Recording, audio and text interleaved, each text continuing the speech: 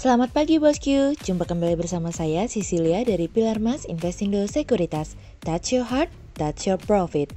Nah, seperti biasa kita akan mulai saja nih market review kita hari ini, Selasa 29 Juni 2021 dengan episode vaksinasi versus mutasi. Maka dari itu jangan kemana-mana ya bosku, tetap di channel Pilar Mas Investindo Sekuritas. Touch your heart, touch your profit. Pionir Sekuritas Channel di Indonesia.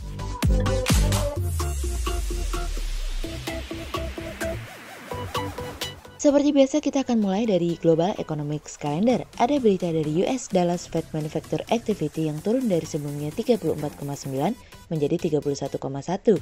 Kemudian ada dari Malaysia Export Year on Year yang turun dari sebelumnya 63% menjadi 47,3%.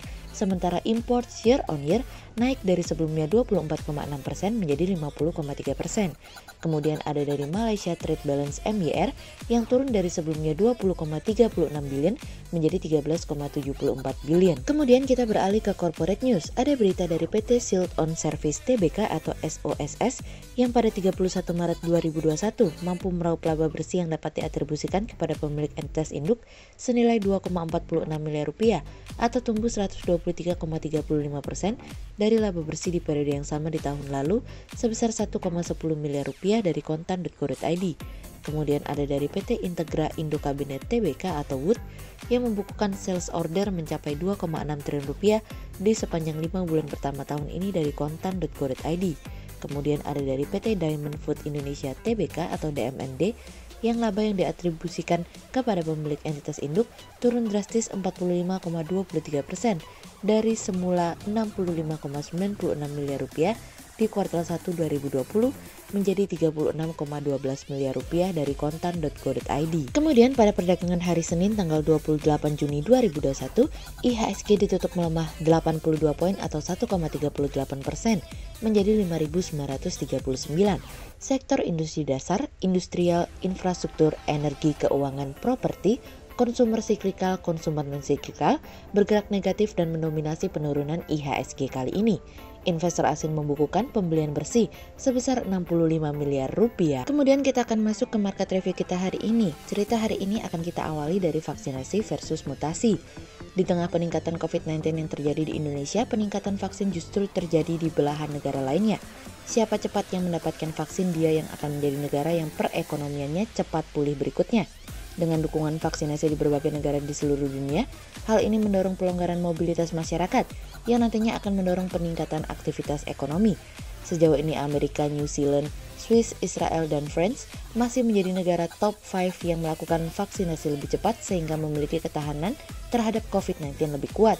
Namun penetrasi vaksinasi tertinggi masih berada di Eropa dengan tingkat vaksinasi hingga 70%, yang dimana mendorong aktivitas perekonomian meningkat seiring sejalan dengan meningkatnya PMI service dalam beberapa bulan terakhir. Kehidupan mulai berangsur normal dengan kehadiran vaksin. Sejauh ini negara-negara seperti Singapura dan New Zealand tetap melakukan pembatasan ketat untuk menjaga tingkat penyebaran kasus turun menjadi 0. Sedangkan meningkatnya kembali kasus di Sydney membuat Australia pada akhirnya melakukan lockdown berkisar 2 minggu untuk menjaga angka penularan. Namun permasalahannya adalah seberapa banyak negara-negara yang telah melakukan vaksinasi mampu bertahan di tengah proses mutasi yang terus terjadi pada COVID-19 yang berubah menjadi Alpha, Beta, Delta, dan terakhir ada Delta Plus yang mendorong penyebaran COVID-19 berpotensi mengalami peningkatan kembali. US telah menjadi negara yang memiliki ketahanan COVID lebih baik di tengah beberapa negara lainnya dan kita cukup beruntung memiliki US sebagai mitra dagang kita yang dimana kita juga mendapatkan kelebihan GST dari mereka. Yang tentu saja pemulihan perekonomian di Amerika tentu memiliki implikasi positif terhadap perekonomian Indonesia meskipun saat ini di Indonesia sedang mengalami peningkatan kasus COVID-19. Dan kami melihat setidaknya hingga 2022 ada harapan hampir 30% negara di seluruh dunia sudah mulai melakukan vaksinasi. Dan hal tersebut akan menjadi tolok ukur di mana perekonomian akan kembali stabil. WHO terus mendorong vaksinasi khususnya bagi negara-negara yang miskin agar mendapatkan vaksin. Kegagalan pembagian yang tidak merata terkait dengan vaksin merupakan salah satu kegagalan WHO juga menurut kami. Tapi tidak bisa disalahkan juga bagi negara-negara yang memprioritaskan vaksinasi terhadap rakyatnya lebih dulu untuk menciptakan kekebalan berkelompok. Saat ini di negara-negara berkembang, mulai mengalami permasalahan yang sama dalam mencegah angka penyebaran COVID-19, meskipun tidak seperti tahun lalu. Pemulihan yang tidak merata saat ini merupakan sebuah konsekuensi yang harus kita terima, namun sejauh mata memandang pemulihan ekonomi masih akan dihadapi ketidakpastian hingga pada akhirnya vaksinasi terjadi dengan tingkat populasi hampir 50% di setiap negara untuk menciptakan ketahanan ekonomi yang lebih baik. Selanjutnya sederhana, mana yang lebih cepat? Vaksinasi atau mutasi? Kemudian cerita selanjutnya datang dari insentif. Sektor hulu migas merupakan salah satu sektor yang terdampak dari pandemik yang juga mempengaruhi neraca perdagangan sebuah negara. Saat ini pemerintah berupaya melakukan sejumlah perbaikan syarat dan ketentuan untuk membuat blok migas menjadi investasi yang menarik. Peningkatan bagi hasil kontraktor untuk skema cost recovery dengan memperhitungkan risiko geologi, infrastruktur, dan sumber daya.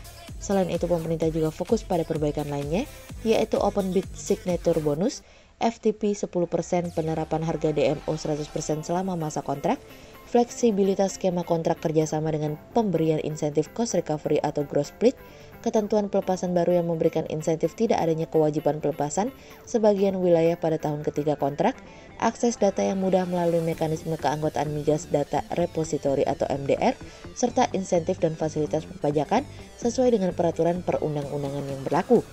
Pada tahun ini Indonesia membuka penawaran 6 wilayah kerja minyak dan gas bumi atau WK Migas Konvensional tahap 1 2021 yang terdiri atas 4 WK melalui mekanisme penawaran langsung dan 2 WK melalui mekanisme lelang reguler. 4 WK migas yang ditawarkan melalui mekanisme penawaran langsung antara lain South CPP yang berlokasi di Riau onshore, Sumbaksel di Sumatera Selatan onshore, Rangkas di Banten dan Jawa Barat onshore, serta Liman di Jawa Timur onshore dan offshore.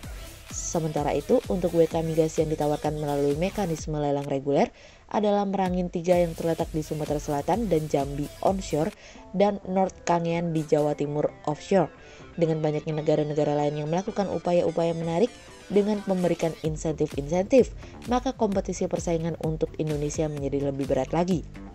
Sehingga upaya untuk meningkatkan daya saing hulu migas di Indonesia ini merupakan tantangan ke depan yang harus dilakukan. Saat ini Indonesia tengah menerapkan ruang diskusi yang cukup lebar, di mana investor akan melihat bagaimana pelaksanaan dari apa yang sudah disampaikan pemerintah di berbagai kesempatan bahwa kita akan menerapkan fiskal yang fleksibel, menjamin keekonomian investasi khususnya di hulu migas. Dengan insentif tersebut tentu dampak positif dari insentif tersebut tentunya menjadi harapan bagi terbukanya peluang dari lapangan-lapangan migas yang sebelumnya diabaikan karena tidak ekonomis, sehingga dengan pemberian insentif diharapkan dapat segera dikerjakan dan memberikan pemasukan lebih kepada pemerintah. Sehingga berdasarkan technical analisa, kami melihat saat ini IHSG memiliki peluang bergerak melemah dan ditradingkan pada level 5.835 hingga 6.000. Berikut stock watch pilar emas hari ini ya bosku. Yang pertama ada dari CTRA, kemudian yang kedua ada dari ACES, yang ketiga ada dari TLKM, dan yang keempat ada dari SOCI. Berikut dua saham yang kami analisa hari ini ya bosku. Yang pertama ada dari METSI atau PT Medco Energi Internasional Tbk, yang pada kuartal 1 2021 membukukan pendapatan senilai 300,23 juta US dollar, naik 8,58% dari realisasi pendapatan pada periode yang sama tahun sebelumnya sebesar 276,49 juta US dollar. Di kuartal 1 2021, perusahaan membukukan kinerja positif. Tumbuhnya pendapatan perusahaan memberikan kontribusi pada kenaikan laba bersih. Pendapatan senilai 300,23 juta US dollar naik 8,58% dari realisasi pendapatan pada periode yang sama tahun sebelumnya sebesar 276,49 juta US dollar. Sehingga berdasarkan technical analisa, dalam tren pada jangka waktu short term berpotensi untuk bearish dengan target 570 dan tingkat probabilitas sebesar 68%. Sementara dalam jangka waktu long term berpotensi untuk bullish dengan target 980 dan tingkat probabilitas sebesar 77%. Kemudian yang kedua ada dari MDIA atau PT Intermedia Capital Tbk yang meraih pendapatan 330,12 miliar rupiah hingga periode 31 Maret 2021, turun tipis dari pendapatan 337,83 miliar rupiah di periode yang sama di tahun sebelumnya. Sepanjang kuartal 1 2021, perusahaan membukukan penurunan pendapatan sebesar 2,28% jika dibandingkan dengan periode yang sama di tahun lalu. Di tengah penurunan pendapatan usaha, manajemen juga melakukan usaha efisiensi, yaitu memangkas pengeluaran pada sejumlah pos beban usaha, salah satunya beban usaha program dan penyiaran yang tercatat menurun 14,89% dari semula 181,163 miliar rupiah di kuartal 1 2020 menjadi 154,183 miliar rupiah, dan beban umum dan administrasi yang berkurang 6,45% dari semula 123,653 miliar rupiah di kuartal 1 2020 menjadi 115,673 miliar rupiah, sehingga berdasarkan technical analisa dalam tren pada jangka waktu short term berpotensi untuk bullish dengan target 90 dan tingkat probabilitas sebesar 55%.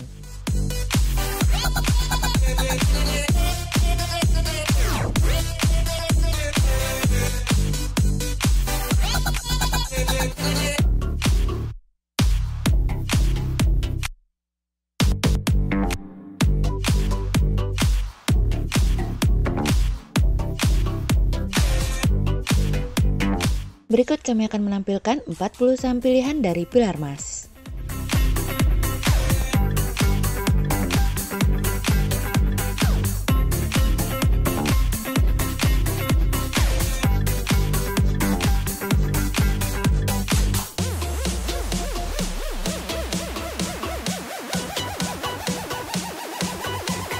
Sekian untuk review market kita kali ini ya bosku. Untuk info lebih lengkapnya bosku bisa download PDF dengan klik link di bawah video ini, atau bisa juga langsung akses ke website kami di www.pilarmas-investindo.co.id. Dan jangan lupa untuk selalu jaga kesehatan buat para bosku ya. Kita akan bertemu lagi besok pagi untuk market review yang berikutnya. Jadi jangan lupa like, subscribe, dan tonton terus channel Pilar Mas Investindo Sekuritas. Touch your heart, touch your profit. Pionir Sekuritas Channel di Indonesia.